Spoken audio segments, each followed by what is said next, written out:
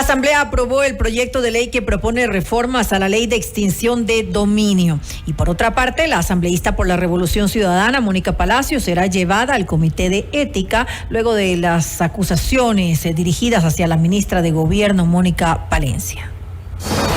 Esta es la entrevista de Fausto Yepes. Hoy con... En los estudios de FM Mundo estamos con el doctor Pedro Velasco, asambleísta e integrante de la Comisión de Ética de la Asamblea Nacional, para hablar sobre dos temas. Lo que habíamos comentado hace unos instantes, la actitud de Mónica Palacios, y también sobre la ley de extinción de dominio que ha sido ya aprobada. ¿Cuáles son algunos de los pendientes que nos ha dejado esa ley? Ya le preguntamos enseguida, pero vamos a abordar el primer tema, la situación de Mónica Palacios. Asambleísta Velasco, gracias por estar con nosotros. Bienvenido. Buenas tardes, muchas gracias por la invitación. Nosotros hemos recibido bastante asombrados la información que la difundieron los medios de comunicación y las redes sociales de la comparecencia de la ministra de Gobierno a la comisión especializada nombrada para investigar la muerte de Fernando Villavicencio. Creo que aquí hay un principio que debemos respetar absolutamente todos. El trato cortés, el trato de respeto que se merecen todos los servidores públicos no debe sobrepasar los límites que la ley y la ética nos faculta. Sí, nosotros decimos que podemos llamar a funcionarios, a servidores públicos, los asambleístas, a presentar informes, a rendir cuentas de sus actos, a contestar interrogatorios, pero eso no implica que abusando la inmunidad parlamentaria se pueda hacer afirmaciones que en un momento pueden resultar bastante lesivos. Más que afirmaciones, son acusaciones y de delitos graves. Encubrir a grupos de delincuencia organizada. Creo que las palabras de Mónica Palacios son demasiado fuertes. Yo miro con una connotación bastante preocupante. Sí, hemos escuchado que algunos sectores de la Asamblea van a presentar al Comité de Ética la respectiva denuncia, deben hacerlo con el respaldo de las firmas correspondientes, y al interno del Comité de Ética se debe dar trámite. Primeramente, el procedimiento es de que debe presentarse al presidente de la Asamblea, el CAL califica y luego de eso remite al Comité de Ética y nosotros seremos convocados si es que esto pasa, porque no podemos activarnos de oficio. Esa es una falencia que tiene. Lamentablemente, la Ley Orgánica de la Función Legislativa no permite activarnos inmediatamente de oficio, sino tiene que hacerse a través de una denuncia. Ahora bien, la situación, ¿hacia dónde podría derivar? Bueno, nosotros estamos viendo, y estaba revisando el artículo 171 de la Ley Orgánica de la Función Legislativa, habla de faltas administrativas muy graves cuando se provocan incidentes violentos o instigación a la violencia. Lo que pudimos ver puede generar este tipo de faltas, de sanciones administrativas, y en el caso de que se compruebe y de que se haya presentado la denuncia, son sancionadas con una suspensión de 30 a 90 días. Eso es lo que determina para este tipo de faltas. Ahora bien, en el pedido que hace el Movimiento Construye, dice que llevará al Comité de Ética, y ellos hablan de incidentar las comparecencias, de acusar delitos de funcionarios públicos. Al decir incidentar las comparecencias, ya no es el primer caso, y no es la primera vez. Sí, yo estoy mirando que en una forma sistemática, y eso tiene que entenderlo el país, ustedes han de ver en todas las comisiones desfilando infinidad de servidores públicos, de ministros, de ministras, de miembros de las Fuerzas Armadas, de la Policía. Y la ley nos dice claramente, de la Ley Orgánica de la Función Legislativa, que cuando ya comparece un funcionario, un servidor a una comisión, es la obligación de esa comisión de remitir a la Secretaría General lo recabado en esa comisión a efectos de evitar este desfile interminable de servidores públicos. Y además, parece que existe la consigna de estar incidentando permanentemente, porque pasan de una comisión a otra y a otra. Y a la postre, si usted mirara que fueran aportes valiosos, positivos, que sería lo importante, lo que miramos lastimosamente es este tipo a veces de agresiones verbales que lo que pretenden es desencajar o sacar de casillas a los funcionarios o servidores públicos.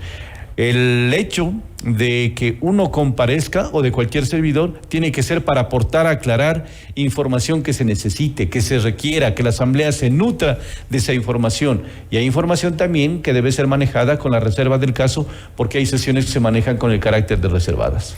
Ahora bien, ¿cómo cataloga, cómo califica usted las expresiones, y más que las expresiones, la actitud de Mónica Palacios en esta sesión, tomando en cuenta inclusive el contexto de lo que se está investigando? Nada menos que un asesinato, un tema muy grave que ha sacudido al país, que nos impactó a todos. En este contexto, ¿cómo la califica usted?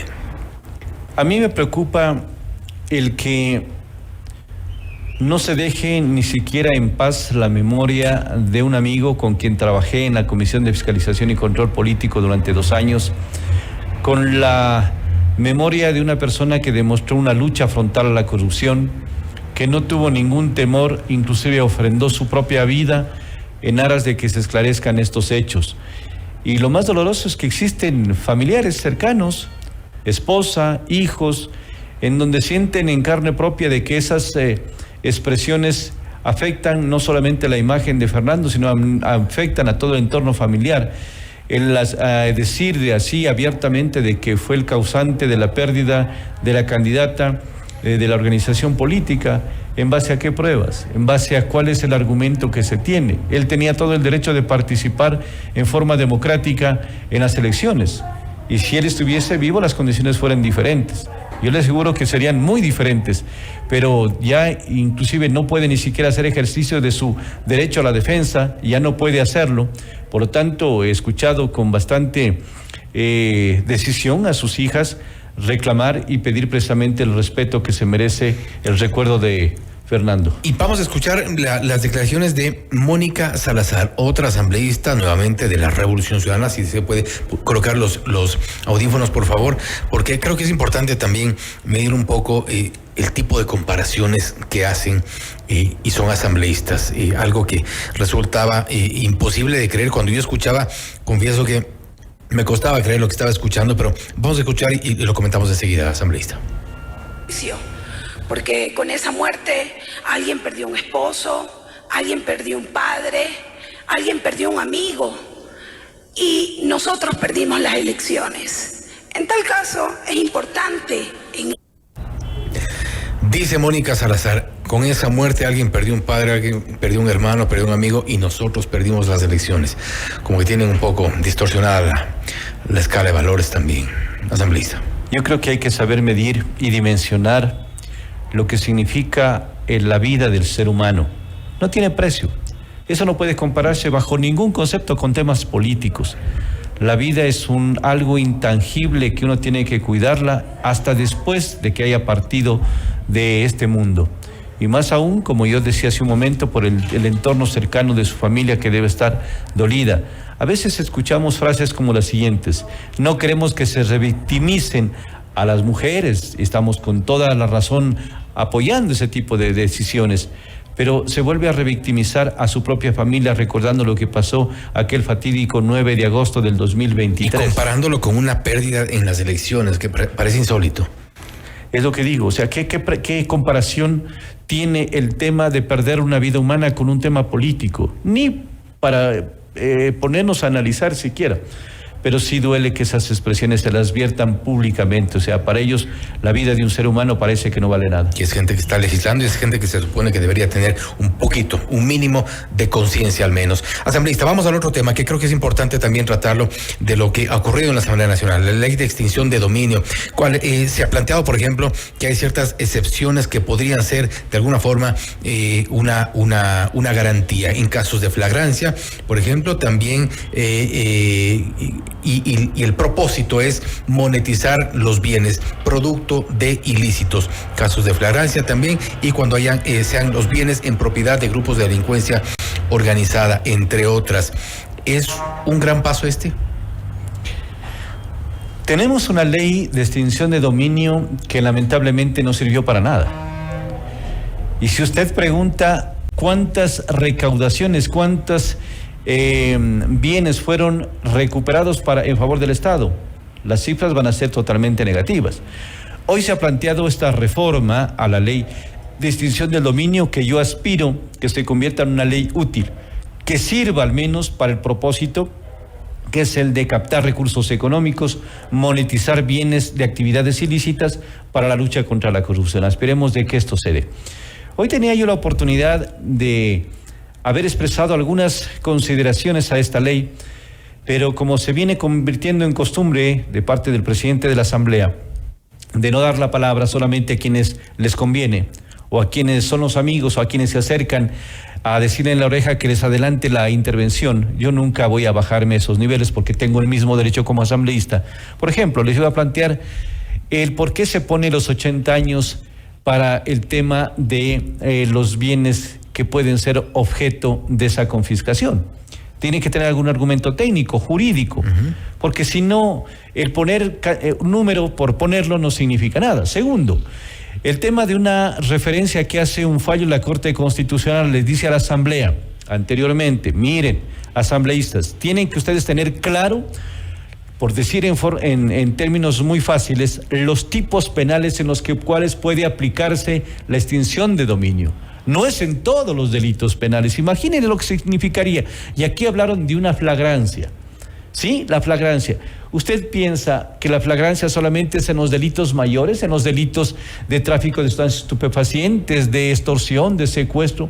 La flagrancia puede darse también en el hurto de un celular, en el hurto de una gallina, en un robo de resultados ínfimos. Y para eso también se puede aplicar el tema de la extinción de dominio. Entonces hay que aclarar eso, la Corte ya lo mencionó. Hay otros temas que se están tratando de desviar también algunos de los recursos que se pueden captar a través de esta monetización y ahorro de recursos para combatir la corrupción. Por ejemplo, se habla de que se destine parte de los recursos económicos a la desnutrición infantil y otro tipo de cosas que se les ocurrió a los asambleístas. Si el proyecto es clarísimo, el proyecto dice para combatir la corrupción. Y lo que íbamos a plantear nosotros era que se pueda incluir a víctimas de la corrupción, a personas que hayan sido afectadas precisamente por ello, porque sí hay muchos casos que se dan, pero como no tuvimos la oportunidad, yo el día de ayer envié por escrito todas mis observaciones para dejar constancia que el aporte nuestro siempre tiene que ser con propuestas, no solamente hablando con discursos diciendo que sí, que van a combatir la corrupción, hay que plantear propuestas y aspiremos de que el Ejecutivo tenga el asesoramiento respectivo y haciendo uso del derecho también pueda hacer uso del veto y vete parcialmente algunas cosas que tienen que aclararse, porque caso contrario se volvería vuelta una ley inaplicable. Ahora, ¿qué pasa, por ejemplo, con los bienes a nombre de terceros? Y hablamos de sentencias de ejecutorias. Conocemos y es evidente que en el tiempo muchos de los procesados inicialmente, ya sabe cuánto duran los juicios de nuestro país, en el transcurso han hecho transferencia de bienes, hacen donaciones, ventas simuladas, lo que fuere, y llegado el momento de la sentencia ya no tienen nada, o tienen muy poco y ya no se les alcanza ni de lejos para pagar lo que deberían. De hecho, por ejemplo, el ex vicepresidente Jorge Glass, hasta donde recuerdo, no ha pagado un centavo de lo que debe por reparación del caso Sobornos, del caso de Brecht tampoco. No sabemos si tendrá o no los bienes a su nombre. Asumimos que no le llegaría esto. ¿Se está protegiendo el testaferrismo, por ejemplo? Sí, yo veo que hay algunas cosas que todavía no se han aclarado en esta ley, porque se habla por una parte del tema exclusivamente penal, lo que tiene que ser ya los delitos tipificados en el Código Orgánico Integral Penal, y este tema de la extinción de dominio tiene que manejarse dentro del campo civil eminentemente, porque son bienes patrimoniales. Y por lo tanto a veces en los términos los confunden, acusación particular con demanda. Se dice que el procurador debe presentar acusación particular. ¿Cómo va a presentar el procurador general la acusación particular si no forma parte del proceso penal? Es ya una demanda que tiene que impulsarse en materia civil. Y como usted bien dice, a veces cuando llegan a identificarse bienes y han pasado por terceras y cuartas manos, el testaferrismo que está de moda, no hacen aparecer ni la persona que cometió el delito, ni los familiares cercanos, pero aparecen otras personas. ¿Cómo va a ser el procedimiento para identificar esos bienes? Eso es importante. Y el procedimiento tiene que ser rápido, sumario. Caso contrario, estaremos volviendo a lo que actualmente tenemos una ley que esperaban que haya sentencia ejecutoriada. Y bien dice usted, de que para tener una sentencia ejecutoriada pueden pasar 4, 5, 6 años y a veces con los procesos de revisión demoran una infinidad, es decir, nunca van a poder recuperar. Pero si damos un procedimiento claro, expedito, breve, rápido en materia civil, le aseguro que sí podremos obtener esos resultados. ¿Estamos frente a una ley ineficaz? Todavía faltan muchas cosas. No quiero ser... podemos cantar victoria sobre la aprobación de la ley de extinción de dominio porque suena bonito, pero... y no tan aplicable. Yo no quiero ser vaticinador o mal augurero de cosas que todavía no se van a poder aplicar. Yo lo que veo es en la realidad y en la práctica. La práctica es muy difícil. Usted recordará de lo que hoy también escuché en la asamblea, vítores, alegrías, ya vamos a tener la maquinaria de la minería ilegal y vamos a poder entregar los gobiernos provinciales a los gobiernos parroquiales. Yo me quedo sorprendido. ¿Cómo lo van a hacer? ¿En qué medida van a hacerlo? Yo no quisiera imaginarme que cuando un juez, de los que también tenemos... que habrá flagrancia allí. De los que tenemos jueces, dicte una sentencia declarando inocente a la persona que fue procesada penalmente. Y si esos bienes ya fueron entregados, ya fueron vendidos esos bienes, por lo tanto las cosas deben quedar absolutamente claras. Va a ser peor el remedio que una enfermedad. Eso es grave, eso es perjudicial. No quiero decir como que estoy anticipando que no proceda esto. Van a tener que aclarar muchos temas a efectos de que en su momento la Corte Constitucional no vuelva a jalar las orejas a la Asamblea y diga, señores, hagan las cosas bien. Yo digo que no hay ley perfecta en el mundo, pero sí hay leyes perfectibles que hay que escuchar y hay que recibir aportes. Usted revise todo lo que hoy escuchamos en la Asamblea y miremos cuántos aportes hay a esta ley. A poner los pies en la tierra en todo caso sobre la ley de extinción de dominio, de pronto no es lo que parece, de pronto no tiene los efectos que quisiéramos que tenga en la realidad. Asambleísta, nuevamente, gracias por haber estado. Muchas gracias a usted.